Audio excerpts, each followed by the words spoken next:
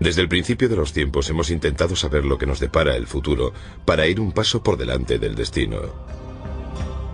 Desde los adivinos hasta Nostradamus, la predicción del futuro nos ha dejado perplejos e hipnotizados durante miles de años.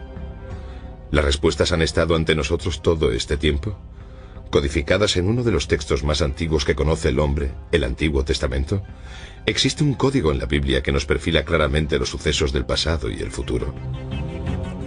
Se trata de un código que ha retado a las mentes más brillantes a lo largo de la historia, entre ellas a Isaac Newton. Este código se descubrió con la llegada de la tecnología moderna. Que se necesite un ordenador para descifrar el código bíblico puede que no sea un hecho casual. ¿Encerrados en el tiempo bajo una llave digital? ¿La Biblia es por tanto un código estadístico extraño que no se puede explicar o se trata del primer programa informático? ¿El código secreto de la Biblia está ahí para que lo descifremos hoy? ¿Para darnos las respuestas que buscamos o para advertirnos de lo que va a pasar?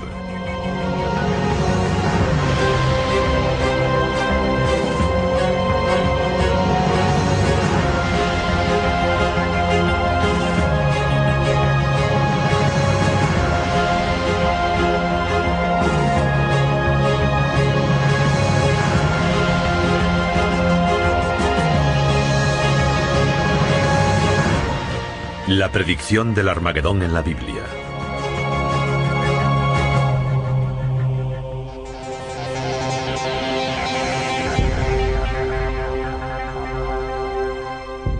Se trata de un código que ha asombrado, consumido y frustrado a los teólogos, los investigadores y los matemáticos durante siglos. El mundo está lleno de códigos, y los códigos nos llaman la atención porque nos sugieren que la vida real no está llena de cosas que no significan nada. Los códigos nos dicen que está llena de cosas que lo significan todo. Eso es un código. Las primeras investigaciones del código secreto datan del siglo XII. Se cree que en esta época los rabinos buscaban la firma de Dios en la Biblia. Creían que si encontraban mensajes en el Antiguo Testamento podrían encontrar la palabra de Dios que se dirigía a ellos. Se pasaban todas las horas del día intentando resolver los puzzles que había en el gran libro, y sus búsquedas desataron la curiosidad de las generaciones venideras. La historia comienza en la época medieval, cuando los grandes místicos cabalistas hicieron la siguiente afirmación: todo lo que fue, es y será. Se encuentra en la Torá. Está en esas escrituras a las que llamamos la Biblia. Supuestamente se escribió hace 2000 años y se desarrolló poco a poco. Para los místicos, la Biblia no es un texto. La Biblia es un organismo vivo. Tiene vida. Es un ser místico y divino. Es parte de la divinidad. No la escribió Dios, es Dios. En el siglo XVIII, uno de los mayores eruditos en la Biblia, el genio de Vilna, o también conocido como el Gaón de Vilna, afirmó que todo lo que ha ocurrido u ocurrirá está en la Torá. Y lo que quiso decir con esta afirmación ha sido el tema de un gran debate. Algunos creen que estaba diciendo que la Biblia es una guía para la vida. Otros creen que estaba afirmando la existencia de unos códigos bíblicos que revelarían los secretos del universo. Elijah de Vilna era un lector muy meticuloso. Estudiaba las estructuras del texto, buscando las cosas importantes que se ocultaban en él. Estudiaba las notas y los encabezamientos de las cartas y sus interpretaciones. Para él, pensar en la estructura del código era algo muy natural. El siguiente investigador del código importante fue el ilustre científico Isaac Newton. Newton era un religioso devoto que quería demostrar la verdad de la Biblia usando métodos científicos. Newton aprendió hebreo e intentó encontrar códigos en el texto bíblico para demostrar la validez de la Biblia. Aunque pasó muchos años pensando en la forma de descifrar el código bíblico, la solución estaba fuera de su alcance. Es muy interesante que Isaac Newton, a pesar de que no era judío, también creyese que podía existir un código y que se pasase tanto tiempo intentando encontrarlo. Tengo entendido que hay un montón de manuscritos de Isaac Newton sobre la búsqueda de códigos en la Torá. Puede que haya cajas llenas de documentación sobre su investigación en la Universidad de Cambridge, pero no creo que nadie lo sepa. La búsqueda del código parece haberse paralizado hasta unos años antes de la Segunda Guerra Mundial, cuando un rabino de Praga sin conocimientos científicos relevantes llamado Hein Michael Dovberg Weissmandl se convirtió en el primer investigador moderno que afirmó que existía un código detallado en el texto de la Biblia. Entonces Weissmandl retomó el viejo reto del siglo, descubrir esos códigos. Después de verse acorralado por los alemanes y escapar de un tren rumbo a Auschwitz, Weissmandl se convirtió en un héroe que intentó salvar a casi 1 millón de judíos de los campos de concentración nazis. Después de la guerra retomó la búsqueda del código de la Biblia y al final obtuvo sus logros, donde los investigadores anteriores habían cosechado pocos éxitos. Weissmandl copió a mano con un cuidado extremo las letras del Antiguo Testamento en cientos de tarjetas clasificadoras y usando un modelo muy sencillo que consistía en saltarse una letra, llamada secuencia de letras equidistantes o ELS, encontró la palabra Torah al principio de cada uno de los 5 libros del Antiguo Testamento. Bueno, el rabino Weissmandl fue el responsable de la introducción de los códigos en la era moderna. Lo que buscaba era solamente este fenómeno de ELS, de secuencia de letras equidistante o salto de letras. No tenía ordenadores, así que no podía determinar un ELS básico. Demostró cómo al empezar con una letra del comienzo del Génesis, justamente al principio del Génesis, si cuentas un cierto número de letras una vez y otra vez, encuentras las letras de la palabra Torah. Sorprende que descubriese todo eso trabajando a mano, sin ordenador. No entiendo cómo fue capaz de descubrir esos hermosos códigos, pero lo hizo. Era un genio, no hay otra explicación. Aunque la proeza de Weissmandl para descubrir los códigos en la Biblia fue milagrosa, los investigadores tendrían que esperar a la llegada de los ordenadores para poder descifrar el código con éxito.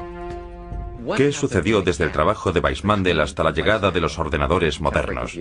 ¿Por qué con la informática de hoy en día se retoma todo este asunto dándole tanta importancia y emoción? La investigación del código podría haber llevado unos cuantos millones de años sin ordenadores, pero con un ordenador podemos encontrar los códigos en unos segundos sin problema. Los ordenadores son una ayuda divina, puedes consultar algo una y otra vez y en profundidad, y por eso tienen un sentido completo dentro de la lógica del marco interno espiritual que nos ayuda a entender realmente que los ordenadores nos descubrirán más ideas sobre los códigos. Sería imposible sin ordenadores. Pero, ¿qué es exactamente el código de la Biblia y cómo funciona? Bueno, pues el código bíblico es una afirmación de que existen mensajes escondidos en el texto de la Biblia que son diferentes o añadidos al texto real y normal de la Biblia.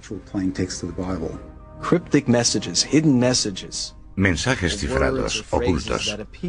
Palabras o frases que aparecen cuando no lees la Biblia letra a letra, sino cuando saltas intervalos desde una letra a la siguiente.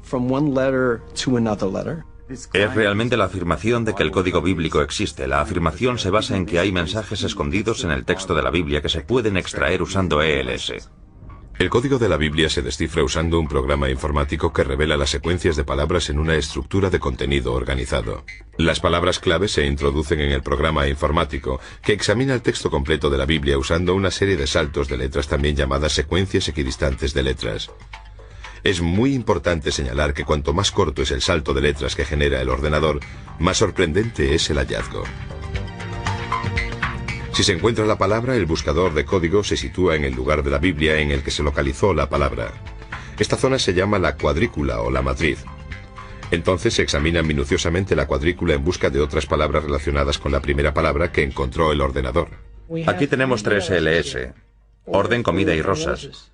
Tenemos la misma distancia entre orden, aparece cada 10 letras, la misma distancia entre comida, cada 10 letras, y la misma distancia entre rosas, cada 11 letras hacia atrás. Y así es como hacemos todas las búsquedas informáticas, salvo que usamos el hebreo en lugar del inglés.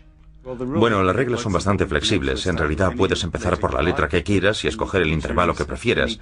Lo más importante es que una vez que has escogido un número concreto de letras para la secuencia de salto, tienes que continuar con el mismo número hasta encontrar todas las letras de una palabra. A veces es una palabra o una frase con sentido, otras veces solo es un galimatías. El matemático lituano Eliyahu Rips se considera el descubridor moderno del código de la Biblia. En 1985, Reeves, junto con su equipo de investigadores, desarrolló un programa informático para encontrar mensajes ocultos en la Biblia. Leí algo sobre los códigos a finales de los 70. El libro por el que empezamos a saber de la existencia del código es el que publicaron los estudiantes del rabino ya fallecido Weizmandel. Al momento me di cuenta de que se trataba de algo muy interesante que debería estudiar en profundidad. Retomando el estudio donde Weizmandel lo había dejado, Reeves y su equipo empezaron a trabajar en un programa informático para buscar básicamente modelos simples ocultos en el texto de la Biblia. Los resultados fueron inmediatos.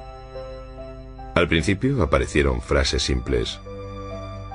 Después, Reeves se dio cuenta enseguida de que habían descifrado algo que iba a hacer temblar la tierra. Para probar su descubrimiento del código bíblico, Reeves y su equipo llevaron a cabo 2 experimentos detallados y escribieron un ensayo que revolucionaría el mundo científico y religioso. Para probar la validez de los códigos, los investigadores hicieron una lista con los nombres de los rabinos más importantes de la historia, con sus fechas de nacimiento y muerte. Después las buscaron con ELS en el Antiguo Testamento. Los resultados fueron estremecedores y constituyen una prueba incluso más sólida de la existencia de los códigos. Los 2 experimentos realmente abrieron nuevos horizontes. El experimento del rabino fue... Con las fechas de los fallecimientos se publicó en la Ciencia Estadística. Ciencia Estadística, una de las revistas científicas más importantes del mundo, publicó el ensayo en 1994. Inmediatamente desató una tormenta de controversia. Obviamente era un ensayo poco común. Nuestra mayor preocupación era que nuestra publicación se podría interpretar como un sello de aprobación científica. Y nos preocupaba porque realmente no queríamos que la gente lo interpretase de ese modo. Con el éxito de Reeves y de su equipo, se había superado el reto de encontrar un código en la Biblia que había durado tantos siglos. ¿Pero qué contiene el código? ¿Qué está intentando decirnos?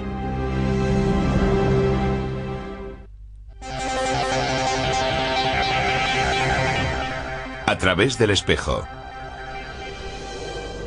En 1994, Ciencia Estadística, una revista científica importante, publicó una investigación que asombró al mundo científico.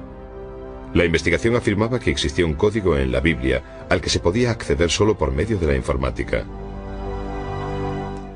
El 11S estaba escrito o quizás no lo estaba, pero supongamos que lo estaba, ¿vale? O lo del asesinato de Rabin. ¿Por qué la gente se pone nerviosa al descubrir incluso la simple posibilidad de que sea cierto de que todo está codificado? Digámoslo de otra forma.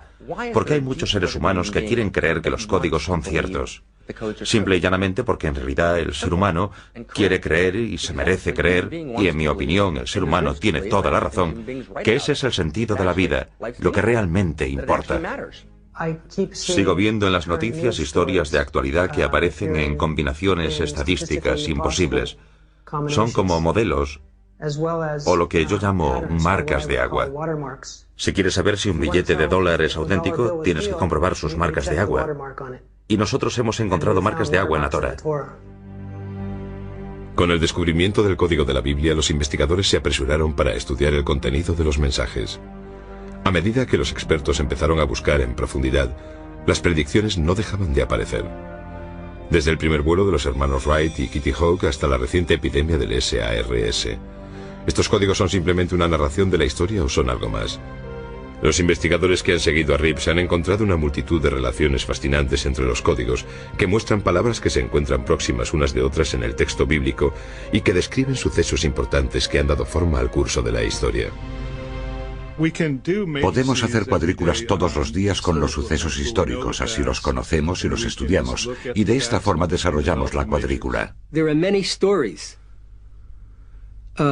Los investigadores del código de la Torá han encontrado muchas historias por casualidad. Es decir, a veces cuando no hacen ningún experimento concreto, simplemente estudian una tabla y de repente les parece ver en ella algunas palabras clave diferentes.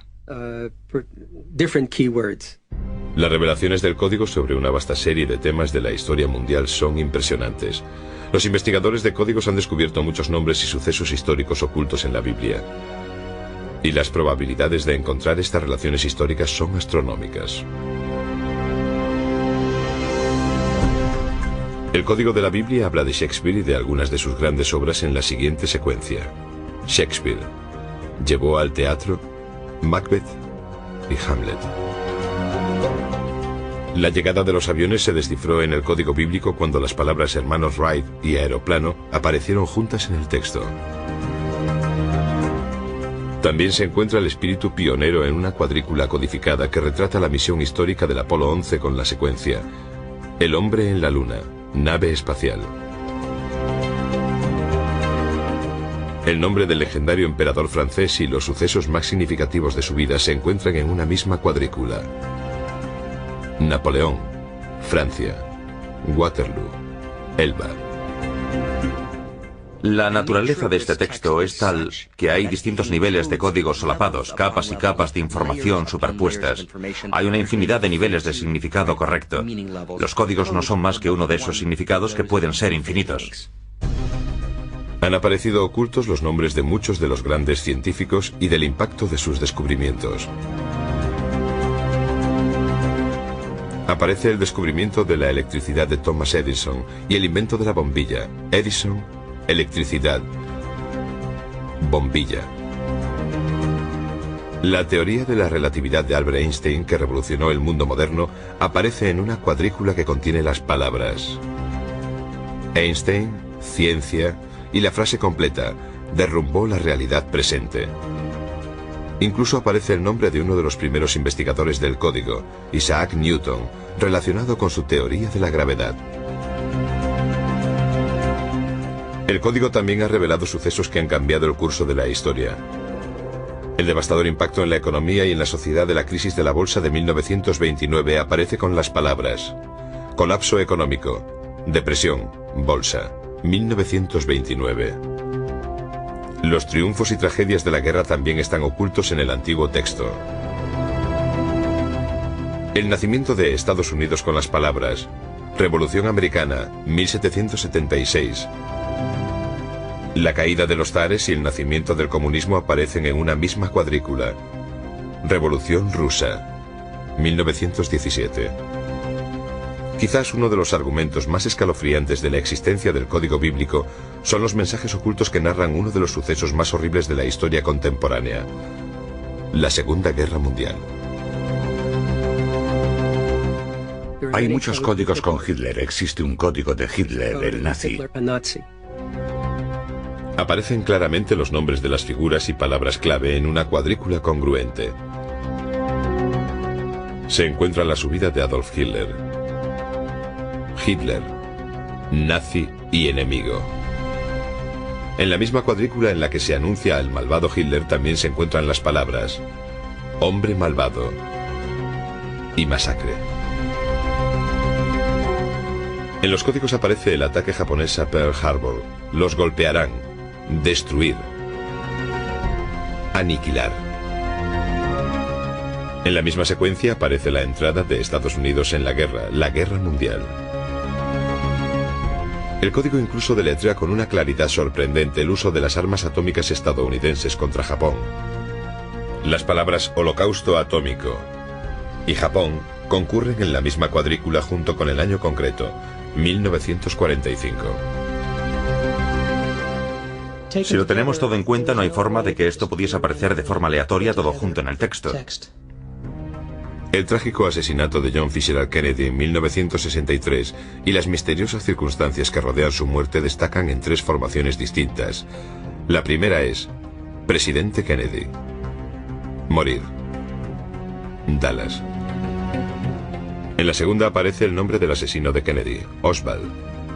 Francotirador. Nombre de asesino que asesinará. El nombre de Oswald aparece de nuevo en una secuencia de código que describe los hechos que rodearon su muerte a manos de Jack Rubin.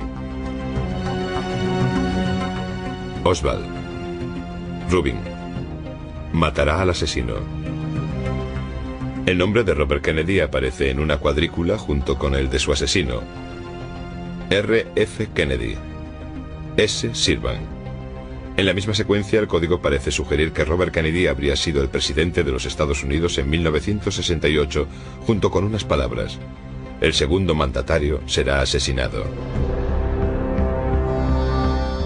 El hecho de que no nos den una pista de sus orígenes nos resulta tan intrigante como los sucesos que predice el código bíblico.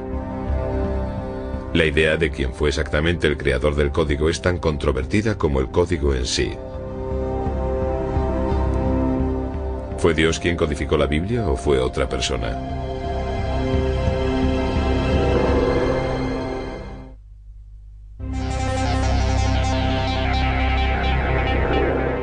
Encuentros próximos. Gracias a la informática se descifró el código de la Biblia, pero ¿cuál es su origen? ¿Fue Dios quien codificó la Biblia para que nosotros la decodificásemos hoy y nos sirviese como una guía de nuestro pasado y posiblemente un presagio de los días que vendrán? Algunos creen que los orígenes del código bíblico son incluso más fascinantes que el código en sí. Pueden ser como algunos creen que fuesen los extraterrestres que visitaron nuestro planeta hace eones quienes codificaron la Biblia, dejándonos de este modo un mapa de nuestro destino.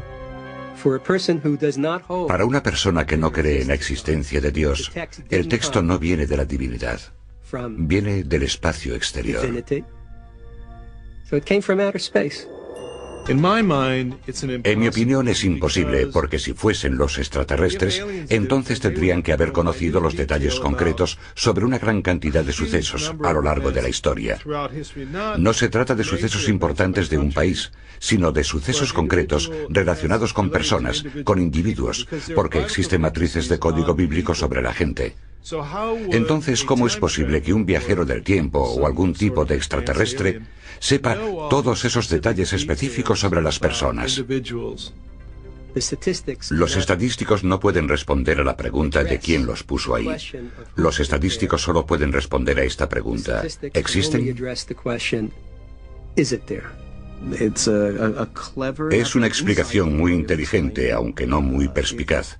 Significa que puedes escribir libros sobre el tema a título personal, sin comprometerte con la religión, lo que no es muy popular, y de este modo consigues lo mejor de los dos mundos.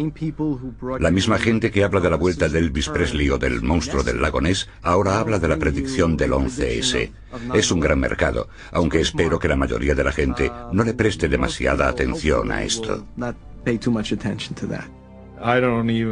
Ni siquiera creo que exista la más mínima posibilidad de que los extraterrestres sembrasen la Tierra para ponernos a nosotros aquí, o de que escribiesen la Biblia con un código oculto en el texto. El código bíblico incluso hace referencia a sí mismo cuando afirma: ellos codificaron la Torah y mucho más. Una posible pista de su origen se refleja en la secuencia del código que dice: se hizo por ordenador. Las escrituras de Dios grabadas en las tablas.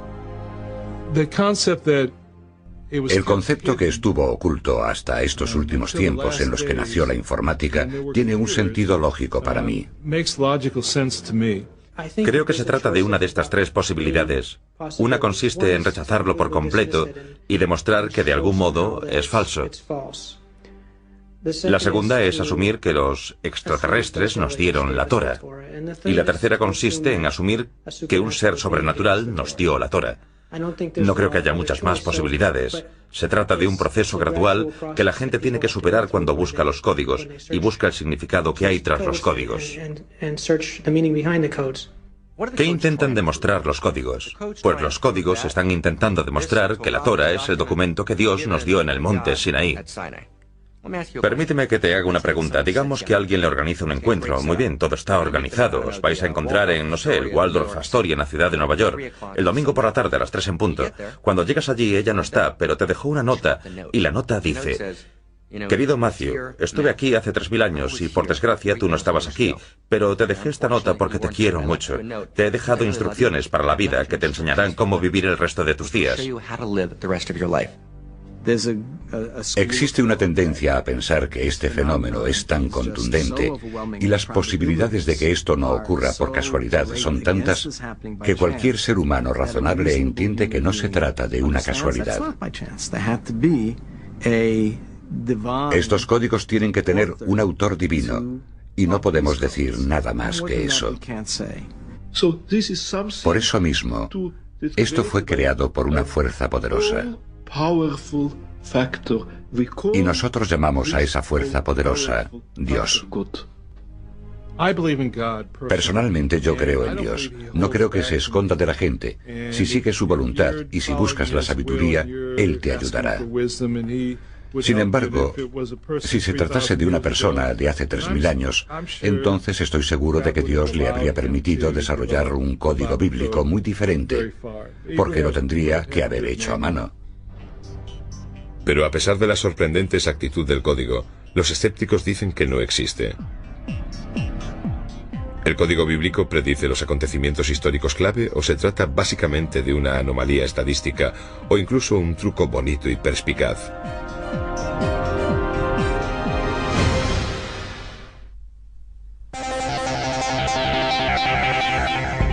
El gran debate. Aunque el código bíblico ha revelado sucesos pasados con una exactitud sorprendente, algunos escépticos creen que las predicciones del código se pueden encontrar en cualquier libro que tenga una extensión similar al de la Biblia. Varios estudiosos han asumido el reto de refutar el código bíblico intentando invalidar las pruebas que se usaron para demostrar su existencia. Un examen del texto del clásico Moby Dick descubrió un mensaje sobre la muerte de la princesa Diana. Aunque los que se oponen a la existencia del código se basan en experimentos y estudios científicos sólidos, no pueden explicar ciertos sucesos reales que se han podido predecir antes de que ocurriesen. La predicción que los principales defensores de la existencia del código ven como una prueba de la existencia del mismo, descubierta por dos investigadores diferentes, Moshe Katz y Michael Drosnin, es el asesinato del primer ministro israelí Yitzhak Rabin. Rabin, asesino que matará. ¿Qué significa esto? Se trata de algunos sucesos del futuro que se predijeron acertadamente.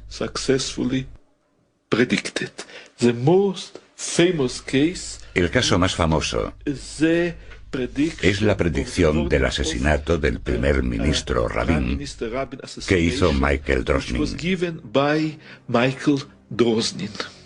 En el momento en que ocurrió esto, Yitzhak Rabin era el primer ministro de Israel. En este caso pusieron Yitzhak Rabin y encontraron un verso que hablaba de un asesino que va a matar o de un criminal que va a asesinar. Y ocurrió en un espacio de tiempo muy breve. Ambos se alarmaron y avisaron por carta a los responsables de la oficina de seguridad del primer ministro, con la esperanza de que, con alguna precaución extra, se pudiese evitar que ese suceso llegase a ocurrir. Pero no fue así. A pesar de los intentos para prevenir a Rabin sobre el duro atentado contra su vida, Rabin fue asesinado en 1995. Pero los principales defensores del código abrieron un debate sobre si el código era una advertencia o simplemente la narración de unos innumerables resultados posibles. Es una cuestión muy básica. No sabemos si era una advertencia o si era sencillamente algo que iba a ocurrir de esta forma. Quizás sea una de las posibles variantes del futuro que trata la Torá. Un investigador del código totalmente seguro de que la predicción del asesinato de Rabin acababa con cualquier duda sobre la existencia y veracidad del código, retó públicamente a que alguien encontrase la predicción del asesinato del primer ministro en Moby Dick. El profesor Brendan McKay, que es una de las figuras principales de la oposición a la legitimidad del código bíblico y que ha hecho una investigación exhaustiva sobre el tema, aceptó el reto. Así que me propuse investigar Moby Dick y empecé a buscar asesinatos de primeros ministros y otra gente famosa, y encontré unos pocos. Por ejemplo, encontré el de Indira Gandhi, Leon Trotsky, Martin Luther King. Aquí tengo uno. Se puede ver el asesinato del presidente Kennedy. En grandes letras verticales puedes leer la palabra Kennedy. Y en la base se pueden leer las palabras del texto donde se dice claramente que será asesinado. En letras verdes tenemos la frase "en coche", que es una frase muy apropiada en relación con el asesinato de JFK. Por desgracia, cuando muestro las fotos de los códigos, de las predicciones, de los asesinatos y esas cosas en Moby Dick, Siempre hay un cierto número de personas que visitan mi página web para decir que Dios escribió Moby Dick, al igual que la Biblia. Con esta investigación, McKay llegó a sus propias conclusiones. Es una gran tontería. Creo que necesitamos una respuesta más adecuada que esta. He pasado mucho tiempo estudiando esto. Lo intentamos una y otra vez. Hicimos un experimento tras otro. ¿Qué descubrimos? Nada. Hasta donde podemos saber, no hay ninguna prueba de que el código bíblico sea real. Nunca he oído hablar de un solo estadístico, un doctor en estadística experto que crea en el código de la Biblia. Pero hay defensores del código que argumentan que las probabilidades estadísticas de que aparezcan ciertas palabras en distintas formaciones es tan pequeña que atribuírselo a la casualidad es ignorar los elementos fundamentales de la estadística. Mira, hay una pequeña posibilidad en Moby Dick, y las posibilidades en la Torah son muchas. No significa nada. Esto no es un experimento, solo es un truco, y McKay no es más que un mago. Hemos encontrado tantos códigos que estadísticamente no tienen otra explicación que la que ya hemos demostrado. Existe algo. Hay algo aquí que no puede ser aleatorio. Creo que ya hemos llegado al punto en el que queda demostrada la existencia del código bíblico, y la forma en la que se ha hecho es desarrollando matrices muy avanzadas con frases que sobrepasan la posibilidad de la casualidad que se da incluso en el universo. Y una vez que hemos hecho esto, entonces queda demostrada su existencia, y creo que hoy hemos llegado a ese punto.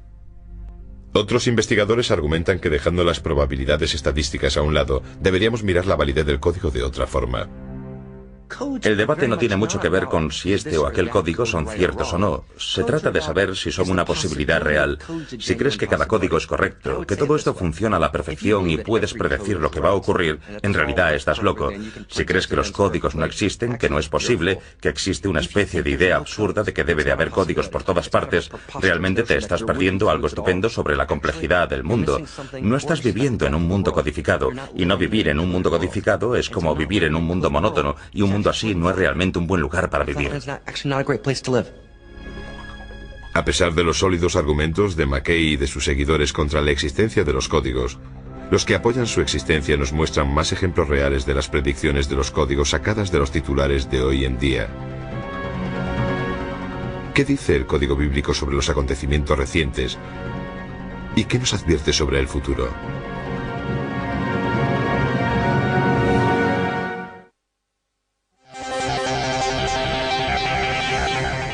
La predicción del Armagedón. Mientras que tanto los que lo apoyan como los detractores tienen argumentos sólidos, no podemos ignorar que ciertas predicciones de la Biblia se han hecho realidad. Algunos creen que el futuro no se conoce hasta que se convierte en pasado, y de este modo se vuelve historia. Otros creen que si tienes las preguntas adecuadas se puede predecir el futuro. Si el código puede predecirlo, ¿qué nos deparará el futuro y dónde está escrito? El código ha hecho algunas predicciones sorprendentes en el pasado más reciente. En las elecciones de Bush y Gore, cuando volvía a casa, pasé por una tienda donde vendían periódicos. Tenían un periódico israelí. En los titulares vi cómo se escribía Bush y Gore en hebreo, y también ponía la fecha de las elecciones, con el sistema del calendario hebreo. Cogí esas tres palabras y las metí en mi programa informático. El resultado fue una matriz muy rigurosa. Creo que eran como 4 filas y 5 columnas con estas tres palabras. El día del mes y el mes eran una palabra clave. Gore era otra palabra clave y Bush la otra. Era tan compacta que la probabilidad de encontrar eso en una población de texto libre... Un texto libre es una población en la que hay textos sin ningún código. Era algo como una entre unos cientos de miles. Serían los sucesos del 11S los que conseguirían que los investigadores retomasen la Biblia para ver si había sido predecido. Lo que encontraron fue sorprendente. Descubrimos unas colocaciones compactas poco comunes de estas tres palabras. junto con algunas otras que tienen algo que ver con el 11S, entre ellas el mismo 11S, los nombres de los pilotos, varias descripciones, la caída de los edificios, la destrucción de las torres, la tragedia ante los ojos de la gente y cosas así. Y todo esto apareció en una zona muy pequeña. Hice una matriz con el ataque del World Trade Center y encontré 30 términos que formaban frases completas. Las probabilidades de que aparezca una matriz así son de 1 entre 300 por 10 elevado a 40. El avión derrumbó la Torre Gemela 2 veces. Bueno, pues 2 veces son algunas de las palabras que aparecen en el texto normal. En el siguiente ejemplo aparece Bin Laden con las palabras mata a miles de personas y las palabras suceso terrorífico y Torres Gemelas. Lo que hace extraordinaria a esta cuadrícula es la agrupación en la que aparece. Casi tienes que pararte a mirar un momento antes de darte cuenta de lo cerca que aparecen estas palabras. Estas son las únicas palabras para el terror, suceso terrorífico, que aparecen con un salto de 2 letras. Es el intervalo más corto de la Torah. Esta es una de las 3 mejores asociaciones entre torres y gemelas. ¿Por qué aparecen juntas en la misma cuadrícula? Pues la respuesta que encontramos una y otra vez es porque existe una intención clara.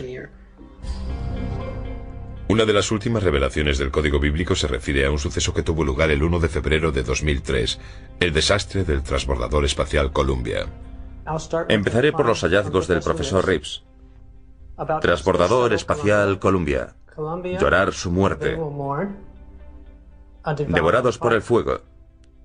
El profesor Reeves no vio este ELS rojo. Se lo enseñó a un amigo que dijo inmediatamente que parecía un cohete espacial, que había algo interesante en el ala izquierda y que estaba boca abajo. Así que esta debe de ser el ala izquierda y estoy seguro de que dice consumida por el fuego.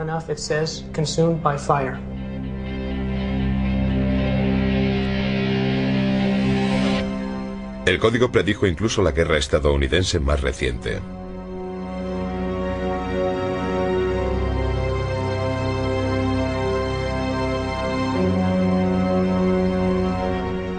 ¿Pero el código puede predecir el futuro? Algunos investigadores han afirmado que el código bíblico hace una última predicción, que el final de los días ha comenzado, que el final del mundo está cerca. El código predijo el devastador terremoto de Los Ángeles en 1984. En esa misma secuencia de código aparece otro gran terremoto que azotará a Los Ángeles en 2010. Asimismo vaticina que un cometa destruirá la Tierra en 2012.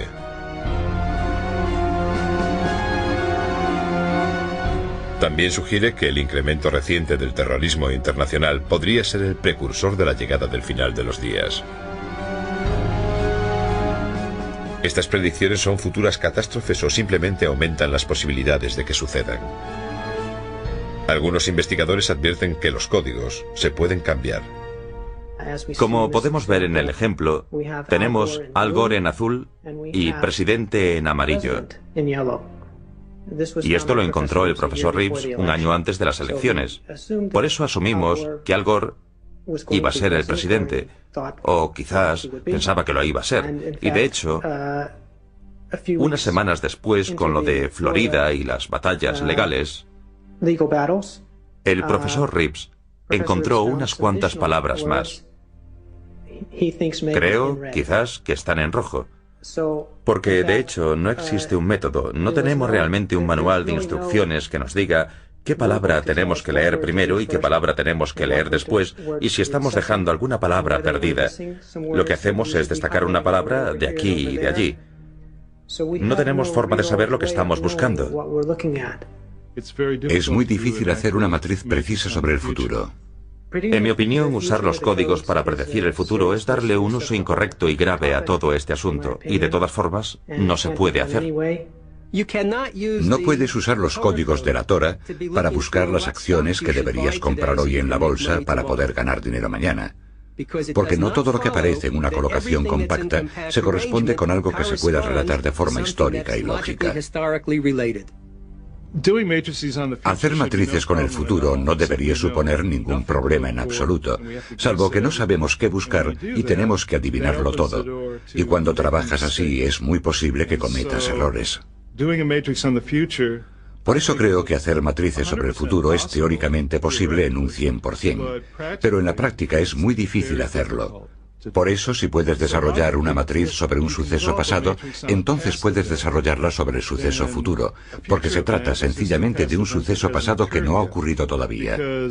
No sabemos lo que buscar en una matriz sobre el futuro. Ahí está la limitación. Lo que vemos es solo la punta del iceberg, en el que todavía no hemos sido capaces de descubrir de forma sistemática todos los aspectos diferentes de cómo se codifica. Es decir, una descripción completa del código. Tan solo vemos un pedazo aquí y otro allí. Si crees en la Biblia y en sus profecías, sabrás que habla de un periodo de tiempo llamado el final de los tiempos o el final de los días. Se trata de la batalla más intensa entre el bien y el mal en el mundo. El terrorismo, el virus del SARS y otros virus y epidemias, todo ello es un indicativo de que las cosas malas ocurren. Y la Biblia predice que todas esas cosas malas o diabólicas van a suceder. El código bíblico tan solo corrobora ese mensaje. Existe toda una tradición de predicciones específicas sobre el fin del mundo. Ahora bien, el final de los días es, por supuesto, una noticia buena y mala. Es una mala noticia si se equivocan, y una buena noticia si tienen razón. Con esto quiero decir lo que significa el fin del mundo. Solo se trata de que el mundo, tal y como es, no puede continuar siempre así. Ese es el concepto. En realidad es una idea bastante importante, porque si crees que todo va a seguir así siempre, nunca vas a intentar cambiar nada. Nunca intentaremos transformarlo. Los códigos y las predicciones son una invitación a participar en la creación del futuro. Muchas de las secuencias que se refieren al final de los días hablan del Oriente Medio. Hice una matriz sobre este tema. Encontré unos 6 términos buenos que apuntan a que probablemente ocurra una prueba muy buena, por lo menos en mi opinión, hacia finales del año 4770, que podría ser en el otoño de 2010.